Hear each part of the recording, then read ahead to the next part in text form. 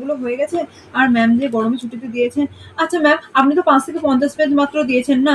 মনে হয় তো এতে আমার সিলেবাস শেষ হবে না। আপনি এক কাজ করুন, আপনি ৫ থেকে না ৫০০ পেজ দিয়ে দিন। ৫০০ পেজ দিয়ে দিন। হ্যাঁ, হ্যাঁ। আর যদি তাতে না হয় তাহলে আপনি আরো ২০ পেজ মতো বাড়িয়ে দিন। আপনার তো দায়িত্ব আছে বলুন। আপনাকেও তো সিলেবাস শেষ করতে হবে। তার মানে আপনি না একবারেই দিয়ে দিন। তাতে আমাদেরও ভালো, আপনারও ভালো। উফ! এবার ভালো হলো। কলেজটা ছুটি পড়ে গিয়েছে। ১ মাস টানা ছুটি। এবার তুমি মন্দারমণি, দীঘা, পুরী সবকিছু।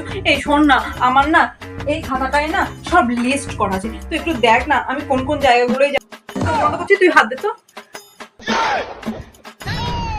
এই এবার পুরী যাবো।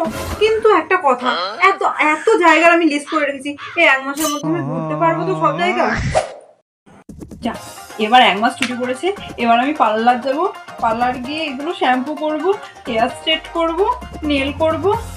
এই একটু নখগুলো একটু ছোট হয়ে যাচ্ছে, আবার করে নেবো। যাক, ১ মাস ছুটিতে আমি এখন দিব্যি সুন্দর ফেসিয়াল করতে পারবো। কিন্তু আমি কি করবো? কেউ ঘুরতে যাবে, কেউ পার্লার যাবে, আমি করবো কি? যাক বাবা, খুব ভালো হয়েছে। এবার আমি সারাদিন বিছানায় পড়ে শোবো। না থাকবে কলেজ, না কিছু। আর টিউশন তো কোনো ব্যাপারই নাই। টিউশনের স্যারকে বলবো গরমে আমার সাসপেন্স হয়, আমার মাথা ঘোরে।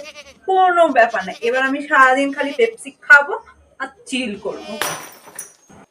আমাদের ১ মাস দেখা হবে না, আমরা এতদিন কি করে থাকবো? Please please please.